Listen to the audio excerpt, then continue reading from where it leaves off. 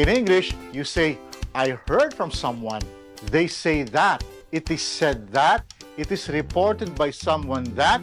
But did you know that in Tagalog, we can say all of those with a three-letter word? Oh yes.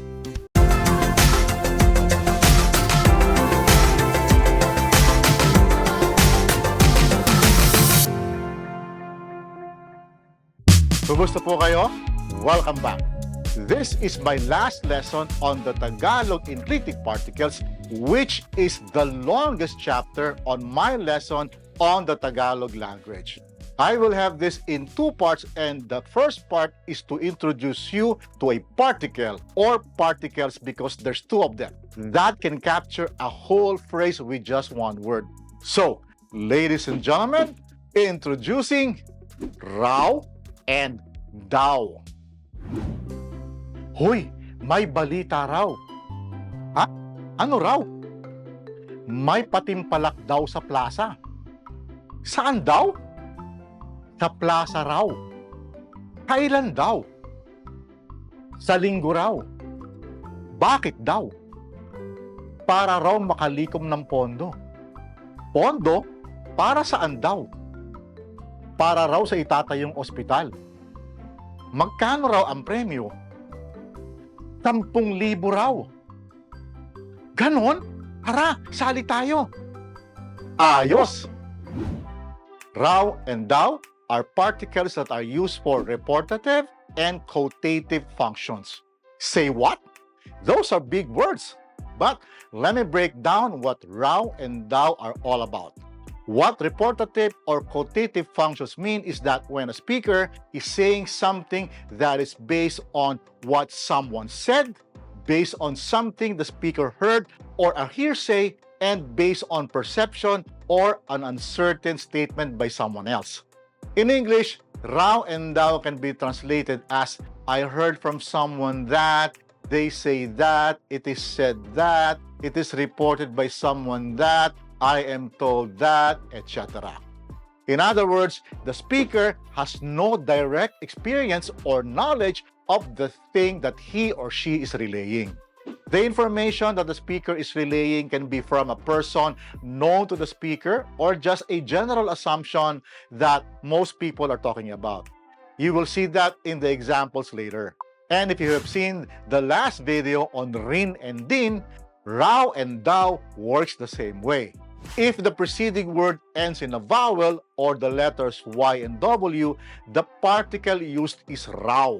Why Y and W? It's because they sound like vowels at the end of a word, as you will see later in our examples. If the preceding word ends in a consonant, except for Y and W, the particle used is DAW.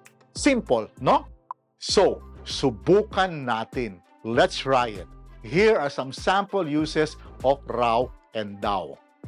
Let's start with simple phrases with personal pronouns as subject. Ako raw. They say it's me.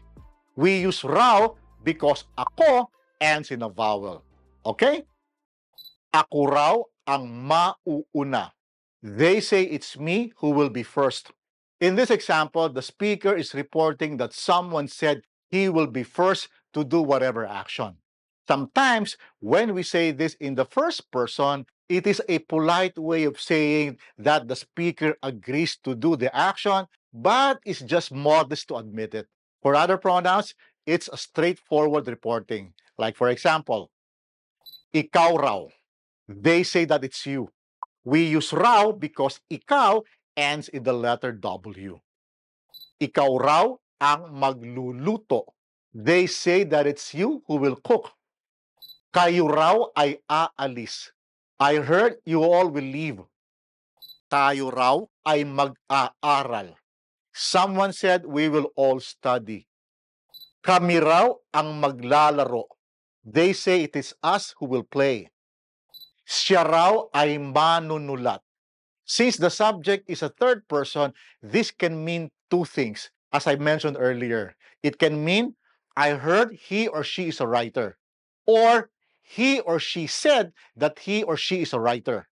Again, the exact meaning can be determined by the context of the conversation.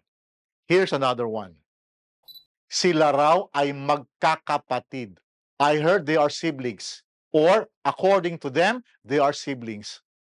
Now, let's try the particles with proper nouns or names of people and places. Si Peter daw ang magmamaneho. Since Peter is a third-person subject, the meaning can be, they say Peter will be the one to drive. Or, Peter said that he will be the one to drive.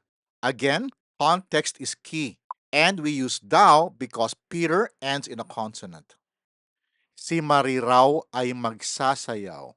They say Marie will dance. Or, Marie said that she will dance. Sina Peter at Marie raw ay magkasintahan. They say that Peter and Marie are sweethearts. Or, Peter and Marie said that they are sweethearts. Sila raw ay ikakasal. I heard that they will get married. Or, they said that they will get married. Sa Maynila raw tayo pupunta. They say it's to Manila that we are going.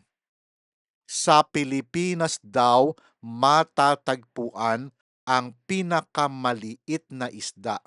It is said that it's in the Philippines where the smallest fish is found. Ayos ba? Let's try some more.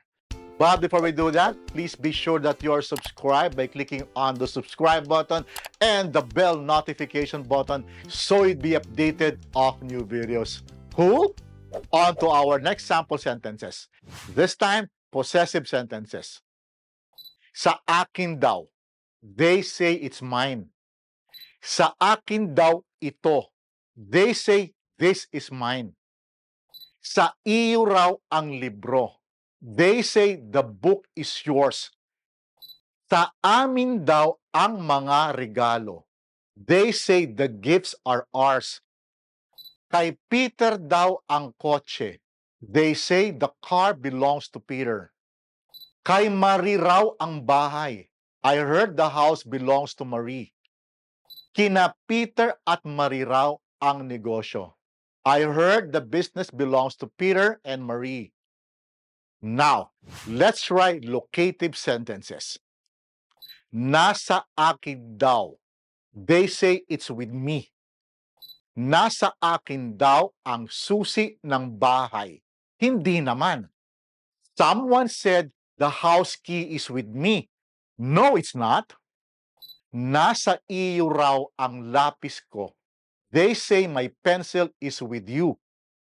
Nasa kaniya raw ang bag ni Marie. They say Marie's bag is with him or her, or he or she said that Marie's bag is with him or her. Na kay Peter daw ang susi ng kotse.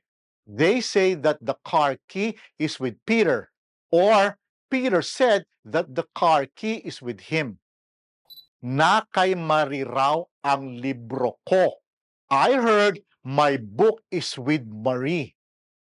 Na kina Peter at Marie raw ang mga papeles. They say that the documents are with Peter and Marie. As you can see, raw and thou are very easy to use and very useful. With just one word, we can relate something that we heard someone said or something that is unconfirmed. Let's have some more examples. This time, let's try using verbs. Sumayaw raw si Ariana sa party. I heard that Ariana danced at the party. Sumasayaw raw si June sa programa. They said that June is dancing in the program. Sasayaw raw sina Ariana at June sa entablado. I heard that Ariana and June will dance on stage. Nagsalita raw ang kaibigan ko sa seminar. I heard that my friend spoke at the seminar. Nagsasalita raw ang Pangulo sa telebisyon. I heard that the President is speaking on TV. Magsasalita raw ang punong guro namin sa pagtatapos. I heard that our principal will speak at the graduation. Tumawag daw ang mga bata. Someone said that the children called. Tumatawag daw ang mga lalaki. I heard that the men are calling. Tatawag daw ang mga estudyante mamaya. I am told that the students will call later. When we use raw and thou with adjectives, it is generally to convey what other people's opinions are about that object, or a general perception of something or someone. Let me show you in these examples. Matalino raw si Marie. It is said that Marie is smart. Bengador daw si Ruben. I heard that Ruben is vengeful. Mababait daw sina June at Ed. I heard that June and Ed are kind. Remember, for adjectives that starts with the prefix ma, we reduplicate the first syllable of the root word if the subject is in the plural form. In this case, the adjective is mabait in the singular form. The root word is bait, kindness. Thus, the plural form is mababait. Mga kampante raw kami. They say that we are complacent. For adjectives that do not start with the prefix ma, we add the plural marker mga to match the plural subject. In this case, kami, which is the exclusive we in English. Mga bihasa raw sila. I heard that they are experts. Malayo raw ang bahay ni June. I heard that June's house is far. Mahal daw ang mansanas. I heard that the apple is expensive. Galante raw ang kapitbahay ko. They say that my neighbor is generous. Guwapo raw ang pinsan mo. I heard that your cousin is handsome. Kilala raw ang tatay namin. It is said that our father is known. Mali raw ang ginawa nila. I heard that what they did was wrong. Mahirap daw ang kurso ni Peter. I heard that Peter's course is hard. And that's how we use raw and thou. And if you enjoyed this video, you can support this channel by hitting the like button, and that will mean a lot. Ayos? In the next video, I will cover how to use raw and thou with other particles that will result in expanded and richer meaning in Tagalog. Be sure to catch that. I will see you then. Maraming salamat po at hanggang sa susunod.